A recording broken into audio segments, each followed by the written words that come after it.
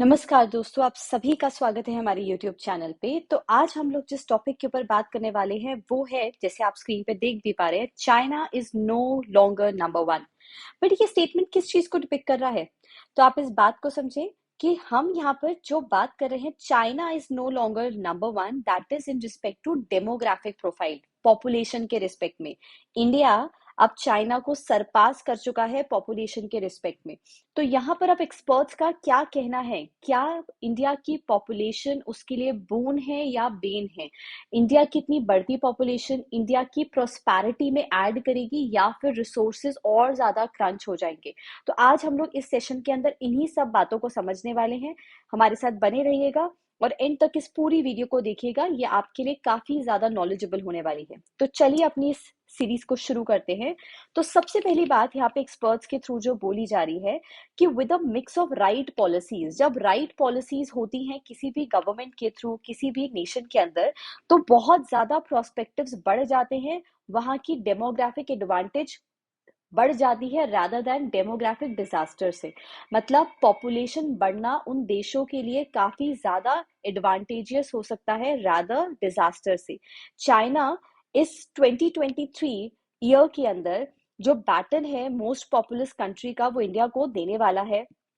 But China ये कह रहा है कि इंडिया के पास क्वांटिटी है बट क्वालिटी चाइना के पास है। बट अगर हम लोग समझे तो एक्सपर्ट्स यहाँ पे ये भी कह रहे हैं कि चाइना बेसिकली भले ही क्वालिटी की बात कर रहा है, बट इंडिया का डेमोग्राफिक प्रोफाइल, पॉपुलेशन रेशियो उसके लिए एडवांटेजियस भी हो सकता है।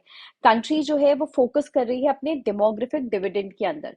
तो इसको समझते हैं। तो considering the limited information we have at present, क्योंकि सेंसस 2021 नहीं हो पाया कोविड की वजह से और हमारे पास अभी एग्जैक्ट पॉपुलेशन रेशियो नहीं है, तो काफी सारी चीजें हैं जिनको आइडेंटिफाई करना कहीं ना कहीं थोड़ा डिफिकल्ट हो रहा है। बट यूनाइटेड नेशंस की अगर रिपोर्ट के हिसाब से हम लोग चले तो यहाँ पर ये बोला जा रहा है कि इंडिया की पॉपुलेशन मिड 2023 तक कुछ 142.86 करोड़ के आसपास होगी, जो पूरे इंडिया की आप अगर पॉपुलेशन देख रहे हैं तो इतनी ज्यादा क्वांटिटी बढ़ जाएगी। और कुछ 2.9 million higher than the China's population of 142.57 crore. तो उससे कहीं गुना ज्यादा पॉपुलेशन जो है वो इंडिया के अंदर अब बढ़ जाएगी चाइना की कंपैरिजन में। सो ये हमारे लिए अपॉर्चुनिटी है या फिर इसका कोई कॉस्ट है जो हमारी कंट्री को बेयर करना पड़ेगा? So while the debate on population growth in India is not new, हर बार अक्सर ये बात उठी जाती है कि इंडिया की पॉपुलेशन बहुत ज्यादा है, रिसोर्सेज क्रंच है, उन सभी रिसोर्सेज का कहीं ना कहीं एक्सप्लॉइटेशन हो रहा है। But there are general as well as pessimistic views over this change in demographic rank order। तो कुछ एक्सपर्ट्स, कुछ पैनलिस्ट ये भी कह रहे हैं कि ये हमारे लिए अच्छा हो सकता है, और कुछ लोग इसके लिए पेसिमिस्टिक भी है, नेगेटिव भी है कि हमारे लिए बहुत ज्यादा नुकसानदायक भी हो सकता है। Population control is widely being seen as a panacea to avoid the grim future। तो ये जो पॉपुलेशन है, is it a dividend for India और अ डिजास्टर? तो अगर इसको हमें समझना है तो सबसे पहले हमें इस पॉपुलेशन ग्रोथ के नेचर को समझना जरूरी है, उसके साइज और उसके कॉम्पोजिशन को समझना जरूरी है, और वो पॉपुलेशन ग्रोथ कंट्री के लिए कैसे काम करने वाली है, वो कंट्री के फेवर में काम करने वाली है, उसके अगेंस्ट में काम करेगी। ये सारा मैकेनिज्म जो है वो डिटरमाइन करेगा कि किसी भी कंट्री की पॉपुलेशन उसके लिए एडवांटेजियस होने वाली है या फिर वो कोई नेगेटिव इम्पैक्ट, डिजास्टर उसके ऊपर लेकर आ सकती है। सो पॉपुलेशन अपने आप में कोई बर्डन नहीं होती है, instead it is a nature of population growth, size, its composition that decides whether population becomes a resource और बर्डन। पॉपुलेशन हमारे लिए रिसोर्स होगी या बर्डन होगी, डिटरमाइन करता है इस बात के ऊपर कि उसकी साइज क्या है, ग्रोथ क्या है, कॉम्पोजिशन क्या है। So as long as country's carrying capacity is intact, population नुकसानदायक नहीं है। अब ये कैरिंग कैपेसिटी क्या होती है? It is not just the per capita availability of natural resources, it is a dynamic concept. तो कैरिंग कैपेसिटी कोई स्टैटिक कॉन्सेप्ट नहीं है, ये एक डायनेमिक कॉन्सेप्ट है जो चेंजिंग टाइम्स, चेंजिंग टेक्नोलॉजी के साथ साथ बदलता है। उसकी एफिशिएंसी ऑफ प्रोडक्शन और कंजम्पशन जो है वो समय के साथ साथ बदलता है। तो कैरिंग कैपेसिटी किसी भी नेशन की डिटरमाइन करती है कि वहां की पॉपुलेशन किस डायरेक्शन में मूव कर रही है, वो ग्रोथ ओरिएंटेड पॉपुलेशन है या फिर वो डिजास्टर की तरफ जा रही है। अगर हम लोग थोड़ा सा इस ट्रेंड के डीपर लुक्स में जाएं तो आप इस बात को समझेंगे कि ओवर पॉपुलेशन डेफिनेटली डिसरप्ट कर सकती है कैरिंग कैपेसिटी को, बट बहुत सारी चीजें गवर्नमेंट की पॉलिसीज पे भी डिपेंड करती हैं। अगर प्रेजेंटली आप देखें तो इंडिया का टोटल फर्टिलिटी रेट कुछ 2.0 के आसपास है 2023 में, और India already replacement level fertility के अंदर है, जहाँ पे हर कपल जो है वो जनरली 2 बच्चे ही रखता है या 2 बच्चे ही उनके होते हैं। बट ये इंडिकेट करता है कि पॉपुलेशन इवेंचुअली एक स्टेबलाइजेशन फेज पे आ जाएगी। यहाँ तक कि ये भी कहा जा रहा है कि पॉपुलेशन ग्रोथ हमारे लिए एक पॉजिटिव ग्रोथ हो सकती है, but in a decelerated mode until 2064, from which point it will become negative, क्योंकि अभी जो मेजर इंडिया के अंदर पॉपुलेशन है वो है ऐसे एज ब्रैकेट के अंदर जो वर्किंग पॉपुलेशन है, बट एक पर्टिकुलर टाइम के बाद 2064 तक आते आते वो उनका एज फैक्टर भी बहुत बड़ा मैटर हो जाएगा और ग्रोथ कहीं ना कहीं नेगेटिव भी हो सकती है हमारे लिए। ये पॉपुलेशन ग्रोथ हमारे लिए डिजास्टर भी टर्न हो सकती है। बट उस चीज का अगर हम लोग देखें, उस चीज के समय को अगर हम लोग देखें, तो तब तक गवर्नमेंट कैसे काम करती है वो सारी पॉलिसीज भी काफी ज्यादा मैटर करती हैं। अगर हम लोग यहाँ पे एज कॉम्पोजिशन को देखें तो वर्किंग एज पॉपुलेशन जो 15 से 64 ईयर्स की है वो मेजर पॉपुलेशन है इस समय इंडिया के अंदर, अगेंस्ट डिपेंडेंट पॉपुलेशन जो छोटे बच्चे हैं 14 साल से तक की उम्र के, या फिर 65 इन ईयर्स ओल्ड एज है, जो बच्चों पे डिपेंडेंट है या जो पेरेंट्स पे डिपेंडेंट है। लेकिन जो मेजर पॉपुलेशन इंडिया इस समय है वो है 15 से 64 ईयर्स के आसपास की, जो बेसिकली आपकी वर्किंग एज में है, जो किसी ना किसी तरीके से नेशन में कंट्रीब्यूट ही कर रही है। अगर हम लोग इस समय पॉपुलेशन कॉम्पोजिशन देखें तो हमारे सामने रिकॉर्ड आता है 2014 से लेकर 2022-23 तक के रिकॉर्ड में पॉपुलेशन कॉन्स्टेंटली आपकी इंक्रीज ही करती जा रही है। ठीक है, उसका रेट जो है वो रैपिडली इंक्रीज हुआ है। तो ये हमारे लिए जानने की बात है डेमोग्राफिक डिविडेंड के अंदर कि दोनों प्रोस्पेक्टिव्स हैं। ये हमारे लिए बेनिफिशियल भी हो सकता है अगर इस एनर्जी को, इस पॉपुलेशन ग्रोथ की एनर्जी को एक सही डायरेक्शन में टेम करा जाए, और ये हमारे लिए डिजास्टर्स भी हो सकता है अगर ये एक सही तरीके से पॉलिसीज इसमें नहीं फ्रेम करी गई तो। with 68% of the working age population in 2023, country continues to have a demographic window of opportunity for next 35 years. हम next 35 years तक इकोनॉमिक डिविडेंड को रीप कर सकते हैं। कंट्री बहुत ज्यादा प्रॉफिट्स जो है वो बना सकती है। लोग जो है वो समय वर्किंग एज ब्रैकेट के अंदर ज्यादा से ज्यादा लाई कर रहे हैं, जो इंडिया के लिए एक अपॉर्चुनिटी है। Availability of a demographic window of opportunity in itself will not automatically turn into economic dividend.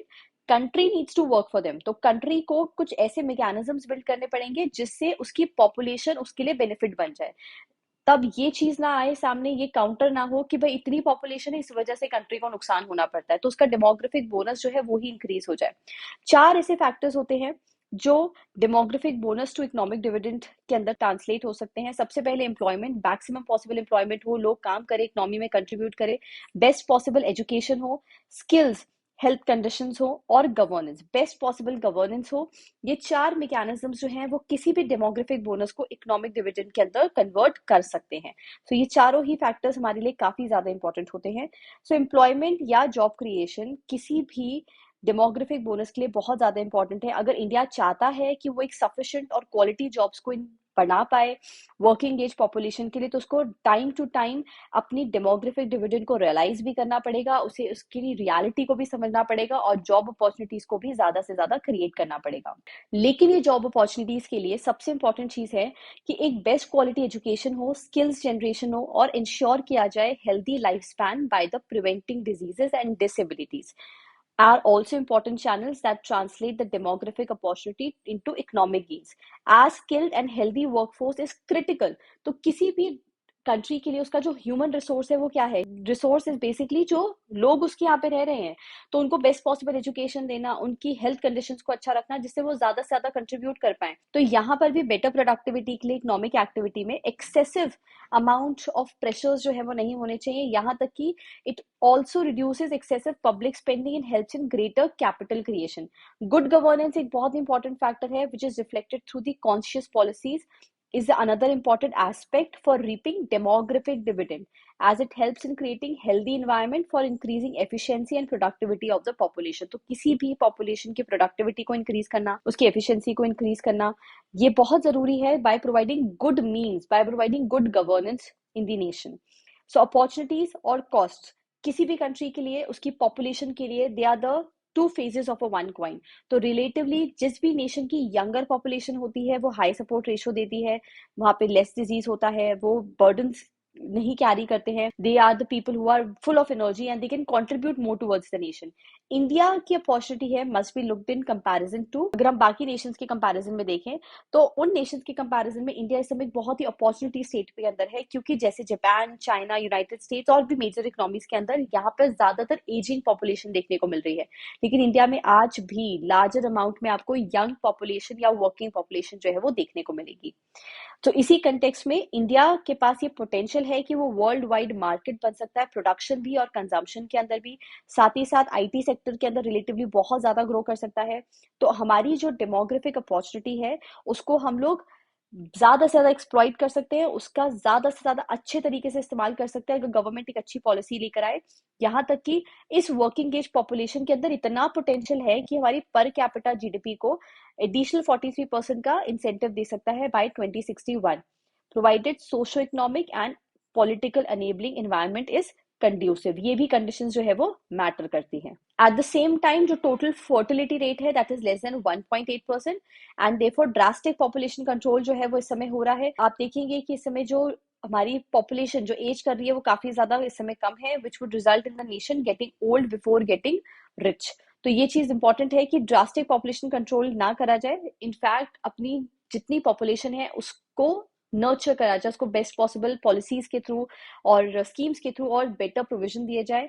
So what is causing more damage than climate change and economic harm is invisible and unsustainable production, consumption and unequal distribution more than visible population size. So when the country needs our policies that support an enabling environment that can provide high quality education, good healthcare, respectable employment opportunities, good infrastructure and gender empowerment, if India falls short in this, demographic dividend can become a demographic disaster. तो अगर हम इन सभी चीजों पे fulfil नहीं कर पाए तो डेफिनेटली वो डेमोग्राफिक डिविडेंड नहीं डिजास्टर हो सकता है।